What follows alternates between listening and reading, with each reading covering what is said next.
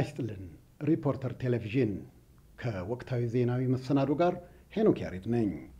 በቅድሚያም የኢትዮጵያ ኤሌክትሪክ ኃይል ኮርፖሬሽን ማኔጅመንት መስራት የሚገባውን ያህል ያልሰራም የብቃትና የአቅም ችግር የነበረበት መሆኑን የቦርድ ሰብሳቢው ዶክተር ደብረጽዮን ገብረ ሚካኤል ህዳር 8 ቀን በአዲስ አበባ ሂልተን በሰጡት ጋዜጣዊ መግለጫ አስታወቁ። በምክትል ጠቅላይ ሚኒስትር ማዕረግ የፋይናንስ ክላስተር አስተባባሪና የመገናኛና ኢንፎርሜሽን ቴክኖሎጂ ሚኒስትር ዶክተር ደብረጽዮን ኮርፖሬሽኑ ለሁለት መከፈሉን በማስመልከት እንዳብራሩት የመስሪያ ቤቱን አሰራር በሚመለከት ባደረጉት ግምገማም ማኔጅመንቱ መስራት የሚገባውን ያህል አልሰራም። ማኔጅመንቱ ጥቂት አቅም ያላቸው አባላት ቢኖሩትም አቅም የሌላቸው በርካቶች ናቸው ብለዋል። ማስተርስ ዲግሪ ይዞ ብቃት የሌለው የማኔጅመንት አባል መኖሩን የገለጹት ዶክተር ደብረጽዮን ይህንንም አቶ ምህረትም ያውቃል፣ እሱም የሚመሰገነውን ያህል ጉድለትም እንደነበረበት ይረዳል፣ ከኃላፊነት ሲነሳም አልደነገጠም ብለዋል። የኢትዮጵያ ኤሌክትሪክ ኃይልን በዋና ስራ አስፈጻሚነት እንዲመሩ የተሾሙት ኢንጂነር አዜብ አስናቀ የትምህርት ብቃት፣ የሥራ ልምድና በሰራተኞች ዘንድ ስላላቸው ተቀባይነት በሚመለከት ከጋዜጠኞች ለቀረበላቸው ጥያቄ ዶክተር ደብረጽዮን በሰጡት ምላሽ አዲሷ ተሿሚ የተቀመጡትን መስፈርቶች በሙሉና በብቃት ያሟሉ ውስብስብ የሆነውን የግልገል ጊቤ 3 ፕሮጀክት ግንባታ በመምራት ወደ መጨረሻው ደረጃ በማድረስ የተፈተኑ ናቸው በማለት የመመረጣቸውን ምክንያት አብራርተዋል። የታምሩ ጽጌ ዘገባ። የቀድሞው የአሜሪካ ውጭ ጉዳይ ረዳት ሚኒስትር ሚስተር ሄርማን ኮሄን ኢትዮጵያንና ኤርትራን ለማስታረቅ ጊዜው አሁን ነው አሉ።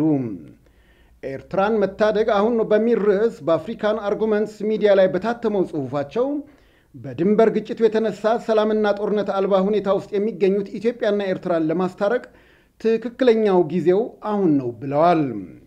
ቀደም ሲል ጠቅላይ ሚኒስትር መለስ ዜናዊንና ፕሬዚዳንት ኢሳያስ አፈወርቂን አቀራርበው በችግሩ ላይ ለማነጋገር ሙከራ ማድረጋቸው የሚነገርላቸው ሄርማን ኮሄን በአሜሪካ መንግስት በአፍሪካ ጉዳዮች ተሰሚነት ካላቸው መካከል ይጠቀሳሉ።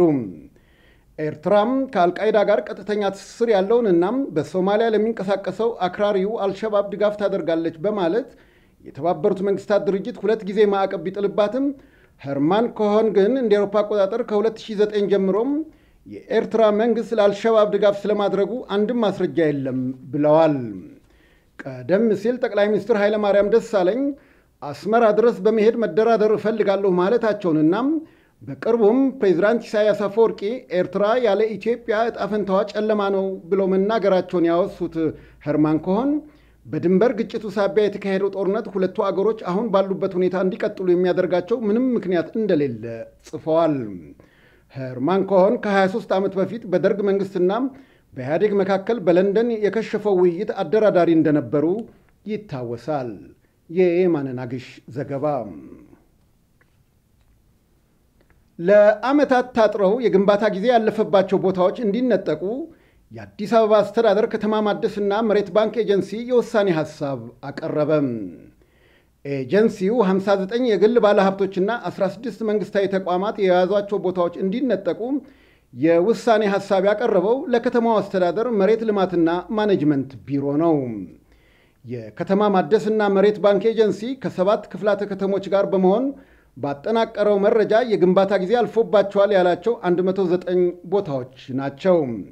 ከእነዚህም ውስጥ 90 የሚሆኑት በግል ባለሀብቶች፣ 16 ቦታዎች በመንግስታዊ ተቋማት፣ የተቀሩት 3 ቦታዎች ደግሞ በሃይማኖት ተቋማት ተይዘዋል። ውድነህ ዘነበ ዘግቦታል። በተለያዩ ክልሎች የሚገኘውን የቆላ ዝንብ ለማጥፋት ከ2 ሚሊዮን በላይ የመከነ ወንድ የቆላ ዝንብ በ750 ስኩዌር ሜትር ቦታ ላይ መለቀቁን የደቡብ ኢትዮጵያ ስምጥ ሸለቆ የቆላ ዝንብ ማጥፊያ ፕሮጀክት አስታወቀም። የፕሮጀክቱ ዋና ዳይሬክተር ዶክተር ቶማስ ቸርነት ለሪፖርተር እንደገለጹት ፕሮጀክቱ የማጥፋቱን ሥራ የሚያከናውነው ቃሊቲ በሚገኘው የቆላ ዝንብ ማራቢያና ማምከኛ ማዕከል አማካይነት ነው።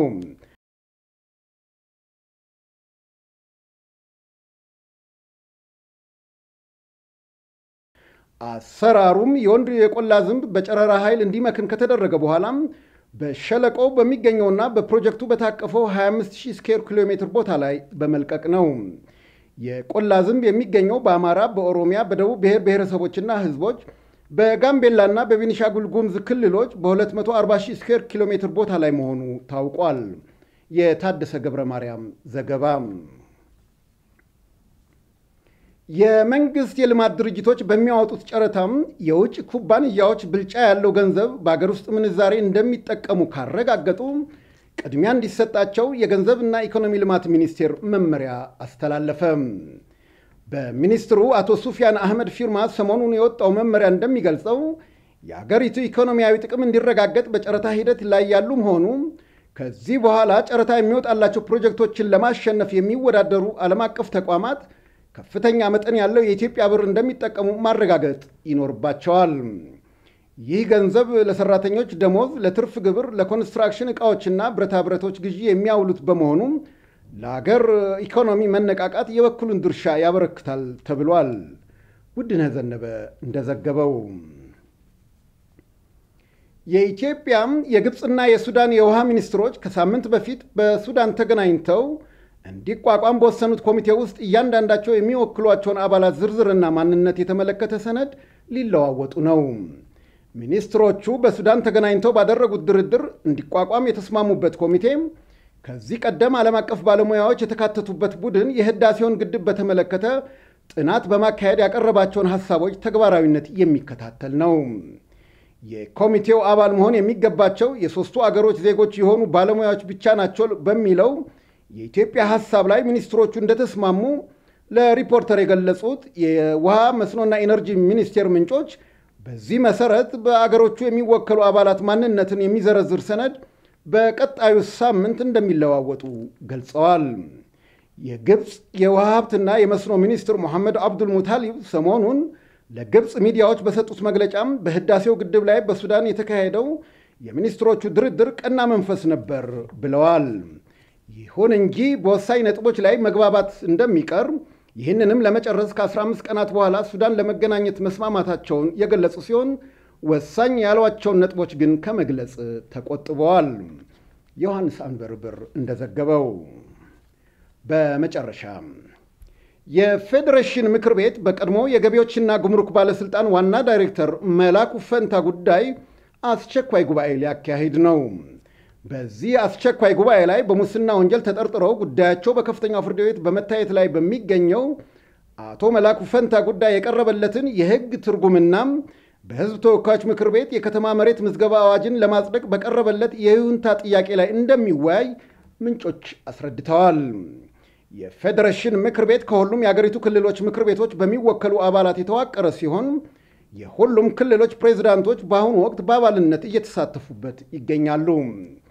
በወንጀለኛ መቅጫ ስነ ስርዓት ሕጉ መሰረት ከፍተኛ ፍርድ ቤት የአቶ መላኩን ጉዳይ ሊመለከት አይችልም በሚል በአቶ መላኩ የቀረበውን ተቃውሞ አስመልክቶም ፍርድ ቤቱም የሕገ መንግሥት አጣሪ ጉባኤን ትርጓሜ መጠየቁ ይታወሳል። የዮሐንስ አንበርብር ዘገባ። ክቡራትና ክቡራን ተመልካቾቻችን ዜናዊ መሰናዷችን እነዚህ ናቸው።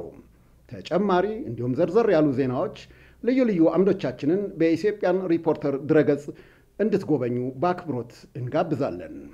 ሰናይ ጊዜ። ክብረት ይስጥልኝ።